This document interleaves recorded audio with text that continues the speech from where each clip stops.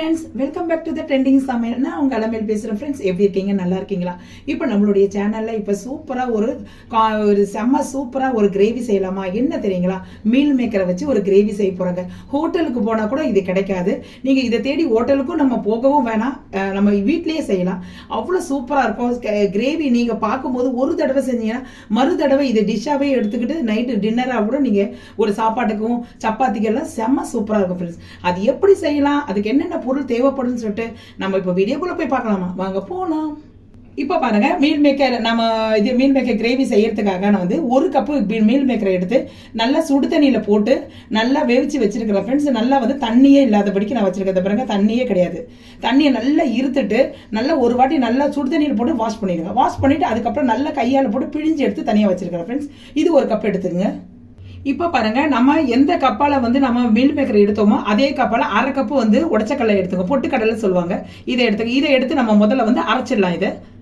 இப்போ பாருங்க, பொட்டுக்கடலை மாவு நல்லா அரைச்சிட்டோம். பாருங்க, நல்லா ஃபைனாக அரைச்சிட்டோம். இதை எடுத்து ஒரு மிக்சிங் பவுலில் ட்ரான்ஸ்ஃபர் பண்ணிடலாம். இப்போ பொட்டுக்கடலை அரைச்சோம் இல்லைங்களா, அதே மிக்சிங் பவுலில் அப்படியே நம்ம மீல் மேக்கர் இருக்கு இல்லையா, இதை நம்ம அரைச்சிடலாம் ஃப்ரெண்ட்ஸ். இப்போ பாருங்க, நம்ம மிக்சி பவுலை எடுத்து பார்க்கலாம். இதை பாருங்க, நல்லா அரைஞ்சிருக்கு, நல்லா சூப்பராக. இது பாருங்க, தண்ணி எல்லாம் ஊற்ற வேணாம் ஃப்ரெண்ட்ஸ். இதை பாருங்க, நம்ம மீல் மேக்கரை நல்லா அரைஞ்சிச்சு. அதை எடுத்து நம்ம இந்த இதில் உடச்சக்கடலையில் கொட்டிடலாம்.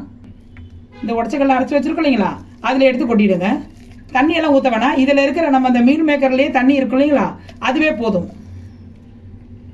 இப்போ நம்ம மீல் மேக்கரெல்லாம் அரைச்சி போட்டுட்டோங்க. இதுக்கு அடுத்தது நம்ம மிளகாத்தூள், தனி மிளகாத்தூள் கொஞ்சம் போட்டுக்கோங்க. தேவையான அளவு, உங்களுக்கு எவ்வளோ தேவையோ அந்த அளவு போட்டுக்கோங்க. கொஞ்சோண்டு ஒரு சின்ன டீஸ்பூனில் ஒரு டீஸ்பூன் கரம் மசாலா போட்டுக்கோங்க. நல்லா கொஞ்சம் வாசனையாக இருக்கும். தேவையான அளவு சால்ட்டு, கொத்தமல்லி கொஞ்சம் அப்படியே போட்டுக்கோங்க. இது ஃபுல்லாக போட்டு எல்லாத்தையும் போட்டு மிக்ஸ் பண்ணிவிடுங்க.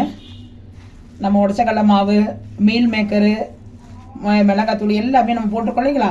இது தண்ணி கிண்ணி எதுவுமே தேவையில்லைங்க. ஏன்னா இதில் உள்ள இந்த மீல் மேக்கரில் நம்ம இருக்கு இல்லைங்களா, அந்த தண்ணியே போதும். இப்போ பாருங்கள், நம்ம ஃபுல்லாக அப்ளை பண்ணிட்டோம். இதில் நம்ம கொஞ்சம் சின்ன சின்ன உருண்டையாக எடுத்துக்கலாங்க. இதை பாருங்கள், உருண்டையாக உருட்டிட்டு தனியாக அப்படியே இதை பாருங்கள், தண்ணியெல்லாம் எதுவுமே இல்லை, நான் தண்ணியே ஊற்றலை, நல்லா கட்டியாக இருக்குது பாருங்கள். இப்படி நல்லா உருண்டையாக உருட்டி இந்த மாதிரி உருட்டி ஒரு தட்டில் வச்சுருங்க. இந்த மாதிரி எல்லாத்தையும் உருட்டிடலாம். இப்போ பாருங்கள், இதே மாதிரி ரவுண்ட் ஷேப்பில் நம்ம மீல் மேக்கரை உருட்டி வச்சுட்டோம். இதை அப்படியே ஒரு எண்ணெயில் டீப் ஃப்ரை பண்ணி எடுத்துக்கலாம் நம்ம. இப்போ பாருங்க, நம்ம மீல் மேக்கர் அந்த உருண்டைகளை நம்ம பொரிச்சு எடுத்துக்கலாம். நான் டீப் ஃப்ரை தான் பண்ண போகிறேன் ஃப்ரெண்ட்ஸ். இப்போ ஒரு வானலில் லைட்டாக தான் எண்ணெய் ஊற்றிருக்கேன். அந்த எண்ணெய் ஊற்றிருக்கிறதுல இதை பாருங்கள், ஒன்று ஒன்றா போடுங்க. அப்படியே ஷாலோ ஃப்ரை மட்டும் தான், நம்ம டீப் ஃப்ரை தான் பண்ண போகிறோம், ஷாலோ ஃப்ரை பண்ணல. இதுக்கு தேவையில்லை எண்ணெய் தேவையில்லை. அப்படியே நல்லா கொஞ்சம் நல்லா இதாகிட்ட பிறகு கொஞ்சம் நல்லா வெந்துட்ட பிறகு எடுத்துடலாம் நம்ம. இப்போ பாருங்கள், லோ ஃப்ளேம்லேயே வச்சு நீங்கள் எல்லாத்தையும் நம்ம ஃப்ரை பண்ணி எடுத்துடலாம். அந்த பாருங்க, மேலே லைட்டாக இதாகிட்டு உள்ளெல்லாம் நல்லா வெந்திருக்கும். ஏன்னா நம்ம ஃபுல்லாக ஹை ஃப்ளேமில் வைக்காதீங்க. ஹை ஃப்ளேம் வச்சா மேலே மட்டும் தான் இதாகவும் உள்ளே வேகாது. இப்போ நம்ம இது எல்லாத்தையும் எடுத்துடலாம். நம்ம மீல் மேக்கரை எதில் ஃப்ரை பண்ணோமோ அதிலே எண்ணெய் இருக்குது பாருங்க, அந்த எண்ணெயிலே நம்ம இப்போ கிரேவி தயார் பண்ணிடலாம். இந்த பாருங்க, ஒரு பட்டை, ஒரே ஒரு லவங்கம், ஒரு ஏலக்காய், 3 லவங்கம் போட்டிருக்க, தாளிச்சிருங்க.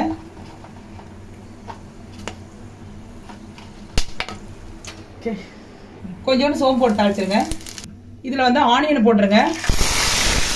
ஒரே ஒரு ஆனியன் மிக்சியில் நல்லா அரைச்சி வச்சுருக்கேன். அரைச்ச பேஸ்ட் அப்படியே போட்டுருங்க. இது கொஞ்சம் நல்லா பச்சை வாசம் போகட்டும், நல்லா வதங்கட்டும். வெங்காயம் நல்லா வதங்கிச்சுங்க, நல்லா பச்சை வாசம்லாம் நல்லா போயிடுச்சு. இதில் ஒரு 2 தக்காளியை இதுவும் அரைச்சிடுவாங்க. அரைச்சி தான் மிக்சியில் போட்டு அரைச்சி வச்சுருக்கேன். இதையும் கொஞ்சம் நல்லா வதக்கிட்டோம். வெங்காயம், தக்காளி, பச்சை வாசம்லாம் நல்லா போயிட்டு எண்ணெய் எல்லாம் இந்த பிறகு மேலே மிதந்து வருது. இந்த இதில் கொஞ்சோண்டு இஞ்சி பூண்டு பேஸ்ட்டு மட்டும் போட்டுக்கோங்க.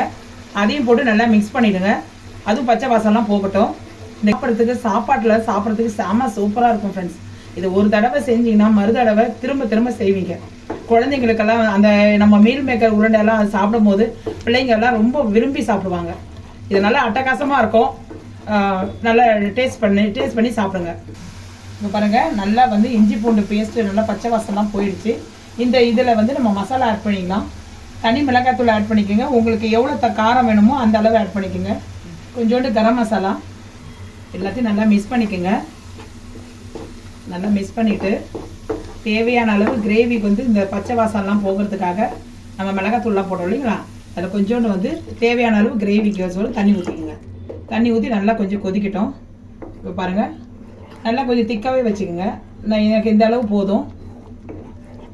கிரேவிக்கு தேவையான அளவு சால்ட்டு போட்டுக்குங்க. நல்லா மிக்ஸ் பண்ணிவிட்டு நல்லா கொதிக்கட்டுங்க.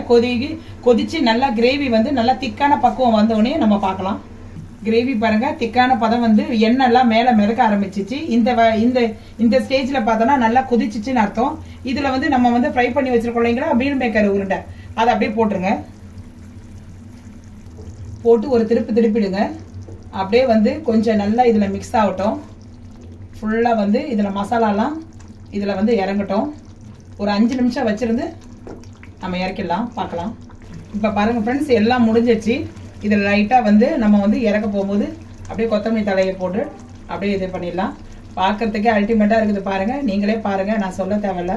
அவ்வளோ சூப்பராக இருக்கும் கிரேவிங்க, அவ்வளோ அருமையாக இருக்கும். அவ்வளோதான் ஃப்ரெண்ட்ஸ், நம்ம இப்போ இறக்கிடலாம். இப்போ பாருங்கள், மணக்க மீல் மேக்கர் கிரேவி ரெடி ஆயிடுச்சு. செம்ம சூப்பராக இருக்குங்க. பார்க்குறதுக்கே பாருங்கள் எவ்வளோ அல்டிமேட்டாக இருக்குது பாருங்கள். நீங்களும் இதை செஞ்சு பார்த்துட்டு எப்படி வந்ததுன்னு கமெண்ட் செக்ஷனில் சொல்லுங்கள் ஃப்ரெண்ட்ஸ். இப்போ பாருங்கள் ஃப்ரெண்ட்ஸ், செம்ம சூப்பராக நான் வந்து இப்போ பாருங்கள் ஃப்ரெண்ட்ஸ், ரொம்ப செம்ம சூப்பராக அட்டகாசமாக ஒரு மீல் மேக்கர் கிரேவி ரெடி ஆயிடுச்சு. நீங்களும் இதை செஞ்சு சாப்பிட்டு பாருங்கள். இப்போ நான் உங்கள்கிட்ட பார்க்கும் போதே உங்களுக்கு வந்து சாப்பிடணும் போல இருக்கும். அவ்வளோ டேஸ்ட்டாக நல்ல சுட சாப்பாட்டுக்கு இதை போட்டு சாப்பிட்டேன்னு அவ்வளோ டேஸ்ட்டாக கறி சுவையில் இருக்கும் ஃப்ரெண்ட்ஸ். ஏன்னா நம்ம பட்டை லவங்க சோம்பெல்லாம் போட்டு தாளிச்சிருக்கறனால இது அப்படியே நம்ம சாப்பிடும் போது கறி சுவையே அப்படியே மட்டன் சுவையில் இருக்கும். நீங்களும் செஞ்சு பார்த்துட்டு எப்படி வந்து சொல்லுங்கள். நான் இது பாருங்கள், ஒரு உருண்டை எடுத்து காட்டுறேன். இதை பாருங்கள் எந்த அளவில் இருக்குது பாருங்க. இந்த பாருங்க, பார்க்கறதுக்கு பாருங்க சாப்பிட்ற போல இருக்குதுங்களா. இந்த பாருங்க, நீங்களே பாருங்க எப்படி இருக்குது பாருங்க. சுட ஆவி பறக்குது பாருங்க. நீங்களும் செஞ்சு பாருங்க ஃப்ரெண்ட்ஸ். இந்த வீடியோ பிடிச்சிருந்தா இந்த வீடியோக்கு ஒரு லைக் கொடுத்துருங்க ஃப்ரெண்ட்ஸ். உங்கள் ஃபேமிலி நம்பருக்கு இதை வந்து நீங்கள் ஷேர் பண்ணி விடுங்க. இதோட உங்களுடைய விடைபெறுது உங்கள் அலமையில. நாளைக்கு ஒரு புது டிஷ்ஷோட உங்களை சந்திக்க வரை விடைபெறுகிறேன். ஓகே தென் பாய்.